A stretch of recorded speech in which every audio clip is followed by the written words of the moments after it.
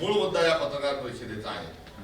तर एकंदरीत सिडको नावाची एक संस्था काँग्रेसने स्थापन केली आणि त्यातून शहराच्या विकासाच्या अनुषंगाने महानगराच्या परिसरामध्ये विकास करावा ही भूमिका आणि हे काम सुरू असताना मुंबईच्या परिसरामध्ये जमीन अधिग्रहण करण्याचं आणि त्या ठिकाणी जमिनी विकसित करण्याचं काम सुरू झालं. आणि हे काम सुरू करत असताना भूमिपुत्रांचा जो आवाज आहे आणि भूमिपुत्रांना न्याय देण्याची जी भूमिका आहे ही न्याय देण्याची भूमिका ही ऐरणीवर आली.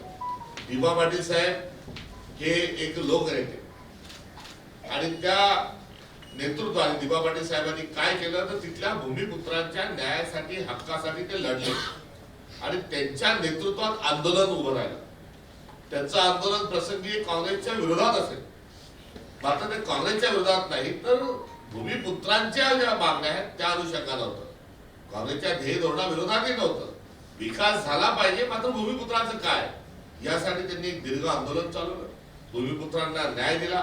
12.5% विकसित जमिनीचा हिस्सा ही त्यांचीच देत. भूमिपुत्रांच्या सर्व अधिकारांचं संवर्धन संरक्षण आणि त्यांचा लढा हा लढणं ही दिबा पाटील साहेबांची एक फार मोठी एक योगदान आहे, अनन्यसाधारण योगदान आहे. आणि त्या माध्यमातून अनेक वेळा ते आमदार झाले, 5 वेळा आमदार झाले, 2 वेळेस ते खासदारही झाले आणि त्यांनी एकंदरीत त्या ठिकाणी भूमिपुत्रांचा स्वाभिमान जो त्या ठिकाणी त्यांनी जागृत ठेवला आणि जो लढा पुकारला.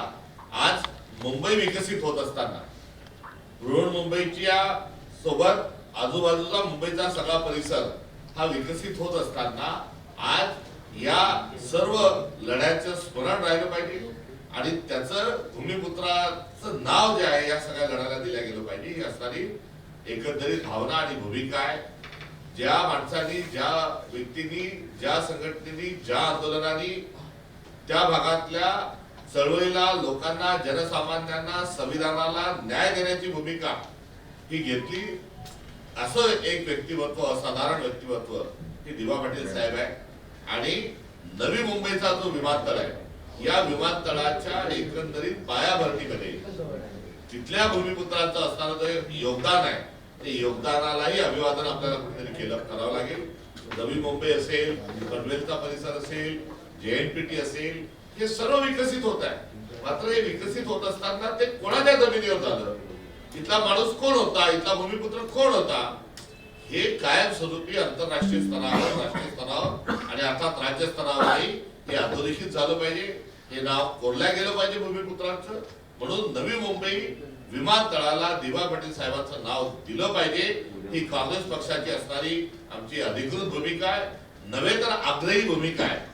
आणि या आग्रही भूमिकेच्या अनुषंगाने वारंवार आम्ही ही मागणी केली आहे. या मागणीला आमचा केवळ पाठिंबा नव्हे तर या मागणीसाठी आम्ही हवं ते करायला देखील तयार आहोत. तेव्हा या संपूर्ण पार्श्वभूमीची जी दुसरी बाजू आहे की भाजपला देवेंद्र फडणवीस